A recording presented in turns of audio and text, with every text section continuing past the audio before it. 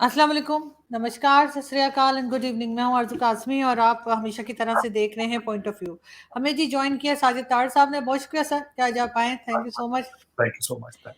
Sir बहुत से आपको देखने वाले और आपको सुनने वाले पूछ रहे थे कि आप भी मोदी जी से मिलने गए हैं और आज का दिन बड़ा हंगामा खेज रहा उनका, क्या कहेंगे आप? देखें, मैं खुद तो मोदी जी से नहीं मिला, लेकिन मेरे कई दोस्त जो हैं, बहुत जो करीबी दोस्त जो सुबह शाम जिनके साथ इकट्ठा होता हूँ, वो वहां मिलने गए थे। और हमारे जो एम्बेसडर साहब हैं, तरनजीत संधू साहब हैं, जो वो आज उन्होंने बड़े अच्छे रंग की पगड़ी पहनी हुई थी, व्हाइट हाउस में खड़े थे। और मैं समझता हूँ उनका जो दौरा है बड़ा सक्सेसफुल जा रहा है। मैं मिले जुले जज्बात हैं, मिले जुले जज्बात इसलिए हैं कि एक तरफ हमारा जो हमारे पड़ोस में हमारे जो बहन भाई हैं वो इतनी तरक्कियों पर है, और दूसरी साइड पे हमारा आज कभी बेंच टूट रहे हैं, कुछ टूट रहा है, तो हमारे जो है वो ठीक नहीं है, उस पर अफसोस होता है। मिले जुले से जज्बात हैं, लेकिन ये कि मैं बड़ा खुश हूं, बल्कि डिटेल बताना चाहूंगा आपको। एक तो मौसम जो है वो 3-4 दिन से बारिश है, बिल्कुल। आज अभी जो हम बात कर रहे हैं, इस वक्त मोदी जी कांग्रेस में स्पीच दे रहे हैं। उससे पहले डायस्पोरा इकट्ठा था व्हाइट हाउस के अंदर, छतरियां थी, बारिश हो रही थी। मोदी जी ने कल जो है एक तो यूनाइटेड नेशंस में उन्होंने इंटरनेशनल योगा डे, जिसको योगा डिप्लोमेसी का नाम दिया जा रहा है, कि उन्होंने योगा वहां पे किया। बहुत बड़ी बात है, बड़ी तादाद में लोगों ने इकट्ठा किया, इकट्ठे योगा किया, एक्सरसाइजें की। और खासकर योगा जो है, मैं समझा जाता है हमारे ईस्ट की, भारत की, ये हमारे एक एक हमारा एक खसूसी चीज है, उसको इंट्रोड्यूस कराना, पूरी दुनिया को दिखाना बहुत बड़ा आनर है मेरे ख्याल में। उसके बाद एंड्रयू एयरफोर्स बेस पे उनका फिर त्यारा लैंड किया, आए वहां पे। और जो सबसे पहले इंपॉर्टेंट चीज है जो उन्होंने की, मैं समझता हूँ उस पर दुनिया ने बहुत ज्यादा उसको अप्रिशिएट किया। साइंस फाउंडेशन ने एक प्रोग्राम रखा हुआ था, स्किल डेवलपमेंट प्रोग्राम, उसके हवाले से उन्होंने बात की। उसमें स्पीच में उन्होंने खासकर एक लफ्ज इस्तेमाल किया है कि पाइपलाइन ऑफ टैलेंट, कि हम टैलेंट प्रोवाइड करेंगे अमेरिका को। और इस वक्त जो भारत है उसमें जो नई जनरेशन की यूथ पॉपुलेशन है वो बहुत ज्यादा है। उसको कहा जाता है कि इन्होंने इसको बल्कि नाम दिया स्किल इंडिया मिशन, कि हम स्किल्ड लेबर प्रोवाइड करेंगे। 10 मिलियन यूथ है इस वक्त भारत में, और वो आएंगे, उनके बारे में उन्होंने बातें की। और बिलखसूस इसी हवाले से बात करना चाहूंगा कि इन्हीं के मोदी जी किसी ट्रिप के दौरान इस वक्त जो हमारे भारतीय डायस्पोरा है जो आते हैं यहाँ पे H1B वीजा पे, उनको डिफिकल्टीज हैं, उसकी ईजमेंट के लिए भी जो है वो कोई अनाउंसमेंट होगी, ये भी सुनी जा रही है यहाँ पे बात। और उसमें एल वीजा जो है, पहले मैं बताना चाहूंगा कि H1B वीजा के ऊपर लोगों को जब अपनी टर्म ऑफ एम्प्लॉयमेंट खत्म होती है तो भारत जाना पड़ता है। वहां जाके कोविड के बाद जो कौंसल जनरल और वीजे के चक्कर है उसमें बहुत देर लग जाती है, फैमिलियां यहाँ होती हैं, बड़ी दुश्वारियां हैं। तो उसमें कोई बहुत बड़ा ऐलान करेंगे कि भारतीय जो हमारे आते हैं वहां से काम करने के लिए लोग, उनके लिए आसानियां पैदा की जाए। मैं समझता हूँ कि ये भी बहुत बड़ी बात होगी। उसके बाद मोदी जी की मुलाकात हुई है जो है सेमी कंडक्टर इंडस्ट्री, उनके लोगों से मुलाकातें हुई हैं। उसके बाद जी का जो सीईओ था उससे मुलाकात हुई उनकी। और तेजा जहाजों के जो इंजन बनाने के जो डील चल रही है, यहाँ पे मैं ये बताना चाहूंगा, अभी तक सिर्फ दुनिया के 4 कंट्रीज हैं जिनके पास जेट इंजन बनाने की टेक्नोलॉजी मौजूद है, और उसमें India will be the next 5th one. बहुत बड़ी बात मैं समझता हूँ। उसके बाद ये है कि आपस में गिफ्ट्स जो है, डिप्लोमेटिक गिफ्ट्स जो हैं, उसका तबादला हुआ। जो आपकी भी घड़ियां होती थी, आपकी भी चीजें हैं, तोशा खाना आपको तो बहुत याद है वो सारी चीजें, बल्कि लोगों को ज़बानी लिस्ट याद है जो पाकिस्तान जाते थे गिफ्ट, वो किस तरीके से घूम के दुबई में पहुंच जाते थे। तो मैं चाहूंगा कि आपके देखने वालों को वो भी बताऊं कि वो गिफ्ट क्या थे। इसमें मोदी जी ने एक उनको चप्पलों का बॉक्स एक उसको दिया है, जिसको मैसूर सैंडल बॉक्स वो दिया। और उसके अंदर में उसके ऊपर गणेशा की तस्वीर थी, एक लैंप था उसके अंदर, और 10 गिफ्ट थे 10 स्टेटों से। और खासकर वो जो मैसूर सैंडल बॉक्स दिया, उसकी खसूसियत यह थी कि 80 साल और 8 महीने की जब एज किसी की हो जाती है तो उसकी बड़ी एक सिग्निफिकेंस होती है। सुना उस हवाले से ये गिफ्ट दिए उन्होंने। एक 7.5 कैरेट का लैब ग्रोन कैरेट का जो डायमंड है वो मिसेस फर्स्ट लेडी को दिया गया। उसके बाद उन्होंने एक आयरिश पोएट है जो कि इंडिया से बहुत ज्यादा इंस्पायर्ड था, उसका नाम है बटलर ईस्ट। उसकी किताब दी, फर्स्ट एडिशन जो प्रिंट था वो उन्होंने गिफ्ट की उनको। फिर जाहिर है दूसरी तरफ से भी रेसिप्रोकल बेसिस पे गिफ्ट होने थे, तो वो हमारे जो बाइडेन साहब ने भी विंटेज कैमरा दिया, एक कोडेक का कैमरा दिया उनको, एक अपने जमाने का जो बचपन में जिसके कैमरे से खेलते होंगे वही दे दिया उन्होंने। एक उन्होंने बुक दी है, रॉबर्ट फ्रॉस्ट की बुक दी है उन्होंने, और एक वाइल्ड वेस्ट की तस्वीरों की जो एल्बम थी वो उन्होंने दी है। ये गिफ्ट उन्होंने किए हैं। और उसके बाद मैं समझता हूं कि अब कल तक है मोदी जी यहाँ। कल कैमला हैरिस जो है वो आज तो अभी कांग्रेस में स्पीच दे रहे हैं, अभी जॉइंट इनकी स्टेटमेंट भी आनी है, वो मैं अभी उसका नहीं पढ़ सका। लेकिन ये कि कल मैं खुद भी कैपिटल हिल पर होऊंगा। मैंने खुद, मेरी कल 3 कांग्रेसमैन है जिनके साथ मेरी मुलाकात है, और मैं कोशिश करूंगा कि उसी हाल से तस्वीर लेकर आपसे शेयर करूं जहां आज मोदी जी बोल रहे हैं, क्योंकि मैं भी कल वहां पे मेरे दोस्त हैं एक कांग्रेसमैन, वो हमें लेके जाना चाहते हैं just as a gesture, as a friendship, हमें साथ ले जाके, तो उसका पूरा प्रोसेस जो वोटिंग है तो वो दिखाना चाहते हैं। तो कल तस्वीर लूंगा, कोशिश करूंगा आपके साथ शेयर करूं उसको। लेकिन इट्स अ वंडरफुल इवेंट। मैं समझ Bharat is has gone to the maximum level where जहां कभी इजराइल की पोजीशन होती थी, आज वही भारत की यूएस रिलेशनशिप में बनती जा रही है। बिल्कुल ऐसा ही है सर, मैंने थोड़ा बहुत देखा है, बल्कि इंडियन चैनल पे ही देखा। हमारे चैनल तो लग रहा है जैसे कुछ हो ही नहीं रहा है, बिल्कुल सन्नाटा है, किसी किस्म की कोई न्यूज नहीं आ रही। तो मैंने फिर इंडियन चैनल ही लगा लिया। फिर मैंने वहां से देखा तो उन्होंने जो थोड़ी बहुत बातचीत की है उसमें ये भी कहा है कि क्रॉस बॉर्डर टेररिज्म के ऊपर काम किया जाएगा दोनों कंट्रीज मिलकर, और टेक्नोलॉजी के ऊपर भी उन्होंने कहा कि अमेरिका के साथ मिलकर काम किया जाएगा। तो मुझे हैरत ये है कि पाकिस्तान के टीवी चैनल इतना बड़ा इवेंट जो है वो कैसे मिस कर गए। देखिए, मैं अगले टॉपिक पे आपसे बात बल्कि इसी पे करना चाहूंगा, इसी के उसको साथ रिलेट करूंगा जो मेरी आज की कल से परसों से खबर चल रही है कि कायद-ए-आज़म यूनिवर्सिटी में जो होली की एक तकरीब थी, जब उसके ऊपर इतना रिएक्शन है, आपने देखा है जिस तरह नफरतें हैं, बल्कि मैं वो भी बताना चाहूंगा क्यों है। मैं ये बताना चाहूंगा कि 100 स्टूडेंट थे कायद-ए-आज़म यूनिवर्सिटी में, हिंदू जो स्टूडेंट है वो, उनके साथ अगर उन्होंने कायद-ए-आज़म यूनिवर्सिटी के स्टूडेंट्स ने मोहब्बत का, प्यार का अगर इजहार किया है, तो उसमें आपका ईमान इतना कमजोर है कि होली खेलने से आप नामुस्लिम हो जाते हैं। एक तो मुझे इस पे मुझे सख्त तशवीश है इस चीज। यहाँ पे ये भी आपके देखने वालों को बताना चाहूंगा कि मैं मुसलसल अमेरिका में, मेरा जो एक तो भाइयों से ज्यादा जो मेरी जिंदगी में एक इंसान है वो सरदार है, सिख है।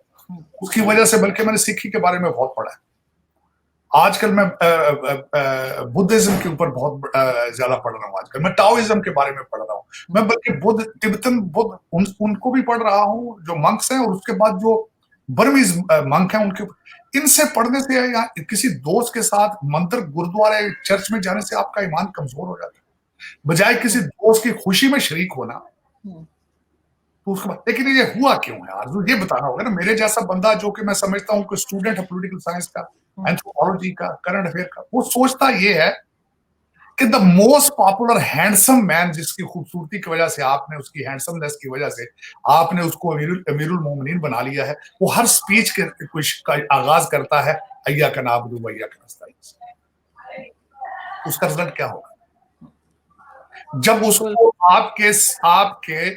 आपकी एजेंसियों ने जब उसको बताया था कि मौलाना रिजवी जो है उनके वोट बैंक के ऊर डाका मारो और नए पाकिस्तान का ख्वाब छोड़कर रियासत मदीना को अडॉप्ट करो, फिर उसका रिजल्ट क्या निकलेगा? वो निकला, फिर उसका रिजल्ट निकल रहा है। और मेरे जैसे लोगों की एक यही अलमियात है कि पहले इसकी एक डोज हमें जनरल ज़ियाउल हक साहब ने दी थी।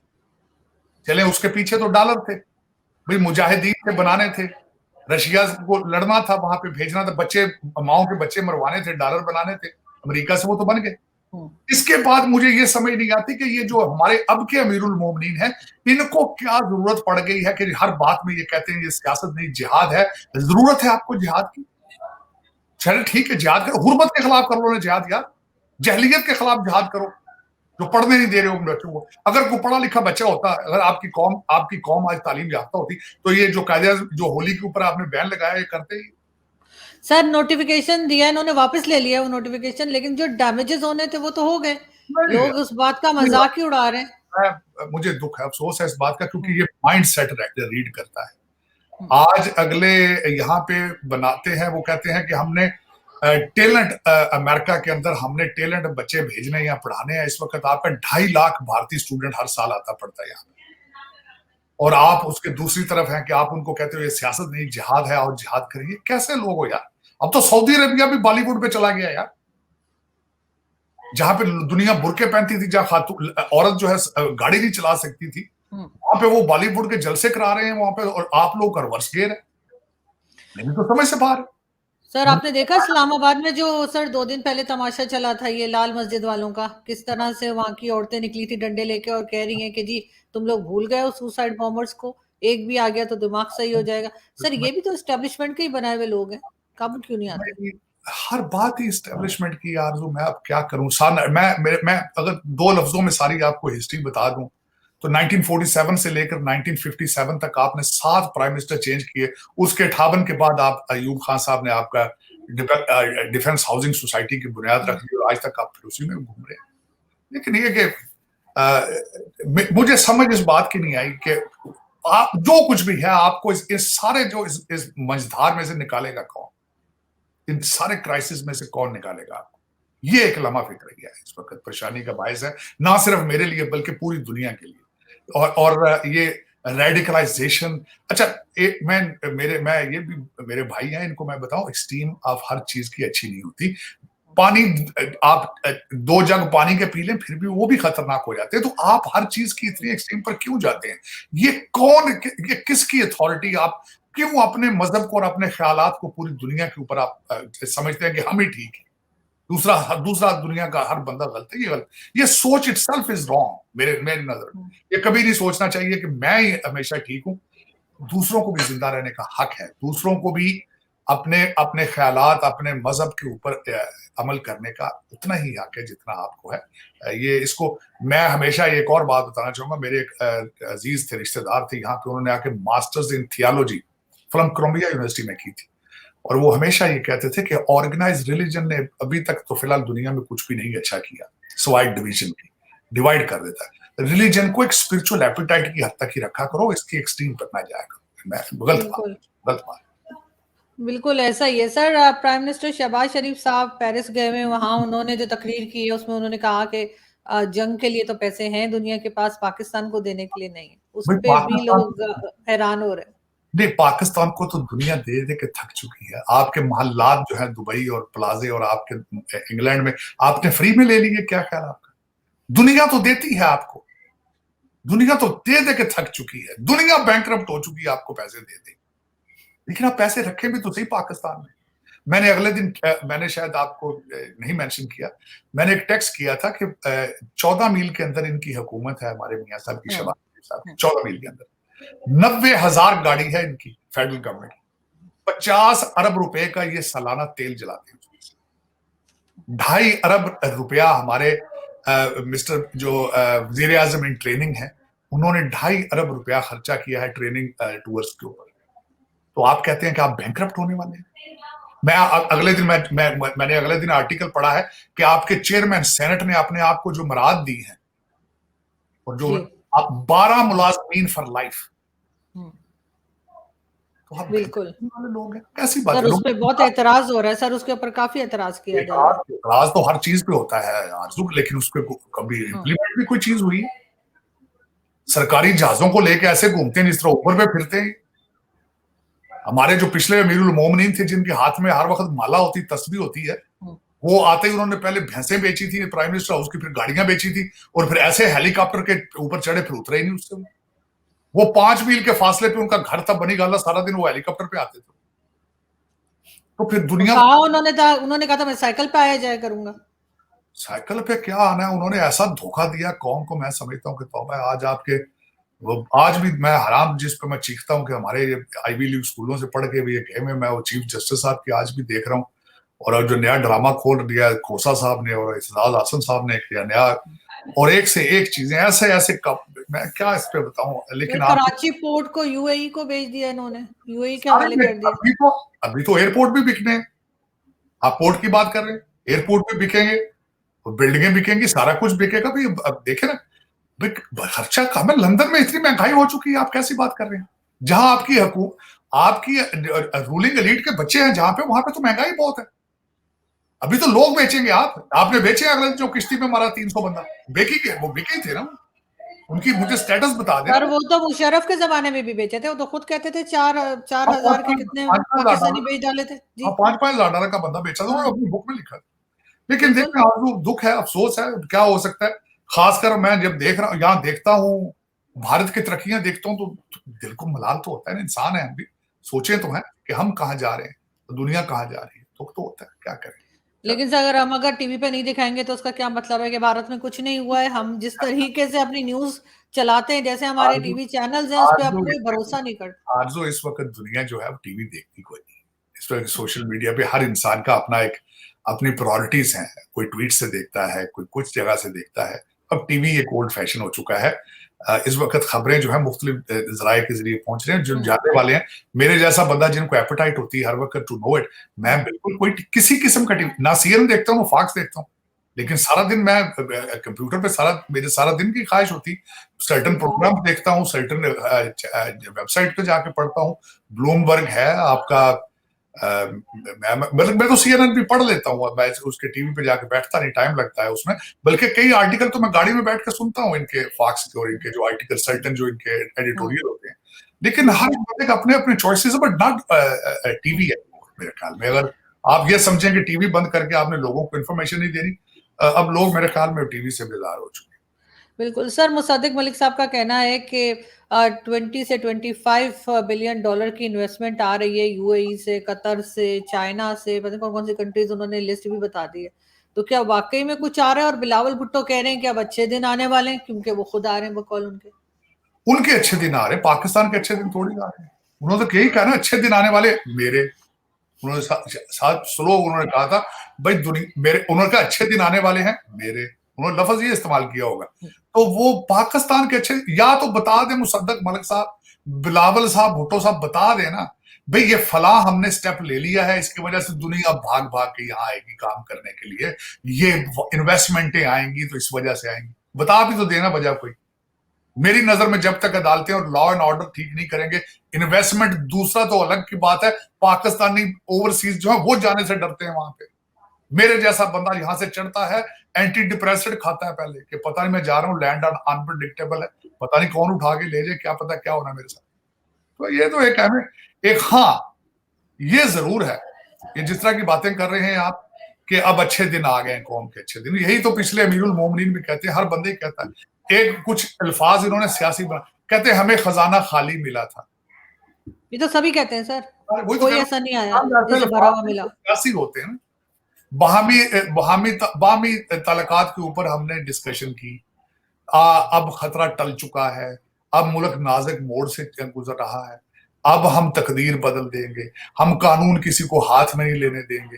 ये सारे तो एक सियासी किस्म के बयानात हैं। इसी तरह वो मलिक साहब को भी पूछा होगा, काफी अरसा हो गया सर आप टीवी पे नहीं आए, तो उन्होंने कह दिया होगा यार सारा कुछ आ रहा है, दुबई भी आ गया, सऊदी अरेबिया भी आ गया, ये भी आ गया। भाई क्यों आएगा भाई, ये भी तो बता दो साथ रीजन यार। सर इसाक डार साहब ने जर्नलिस्ट को थप्पड़ जड़ दिया, उसने सवाल पूछे थे।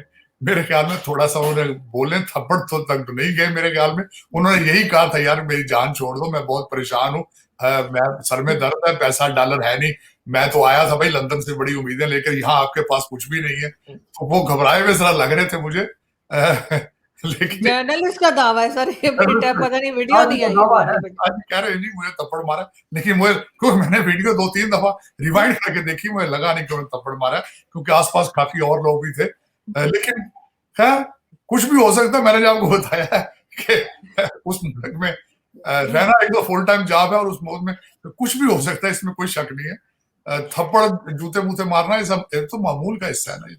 बिल्कुल ऐसा ही है। लेकिन सर आखिर में हमें एक अफसोसनाक वाकया भी हुआ है, जिसमें कुछ लोग टाइटैनिक देखने के शौक में समंदर के नीचे गए थे, और उनका अब ये अनाउंस कर दिया गया है कि जी डेथ हो गई है आप और चीजें नहीं खत्म हो वापस गई थी, उसमें कल मैं, है तो अफसोसनाक खबर है, इस पे मजाक तो नहीं उड़ाना चाहिए, लेकिन कल यहाँ हाँ। किसी ने, कॉमेडियन ने कहा था कि दुनिया के अमीर लोग समुद्र के नीचे जाके देखना चाहते थे कि पुराने जमाने के अमीर लोग कैसे मरे थे।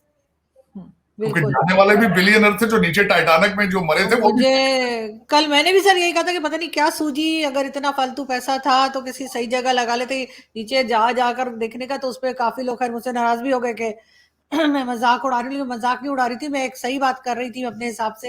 लेकिन सर क्या मतलब आपके ख़्याल से काफ़ी मशहूर कंपनी होगी जो इस किस्म का अरेंज करती होगी और फिर ये हादसा हो गया? देखिए आरसू जब जहाज गिरते हैं वो भी तो बड़े बड़ी अच्छी कंपनियों के होते हैं, बस चीजें हुँ, मेल फंक्शन, मशीन का क्या पता कब मेल फंक्शन कर जाए। उनके हुँ, उसके अंदर मैंने जो देखा मेरे ख्याल में they had about 90 hours oxygen in their, लेकिन कहीं से लीक हो गई होगी। आज हुँ, आ गई यहाँ पे खबर कि उसको स्ट्रोक के ऑक्सीजन उसमें शॉर्टेज थी। लेकिन हुँ, देखें आरजू, जब भी आप मशीन पे रिलाई करते हैं, जहाजों पे चढ़ते हैं, गाड़ियों के हादसात होते हैं, ये एक हादसा ही था, इसमें किसी की इंटेंशन नहीं थी।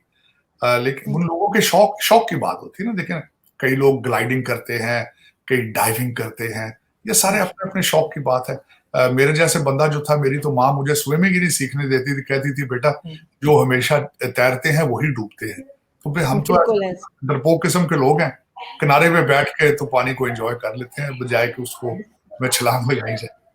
बिल्कुल ऐसा ही सर, लेकिन बहरहाल लोगों को एहतियात करनी चाहिए। मुझे नहीं पता इस किस्म के मैं तो बिल्कुल शौक नहीं जाता जी, लोगों के क्यों होते हैं। मैं तो कश्ती में नहीं बैठता, तो वो तो बंदा नीचे चला गया पानी के, मैं तो पानी के ऊपर भी नहीं कश्ती में बैठता। बिल्कुल, मेरा नहीं ख्याल है कि इस किस्म के शौक रखने चाहिए। बहुत शुक्रिया सर कि माय आपने आज प्लेज़र। जॉइन किया। Thank thank you so much. You. Thank you.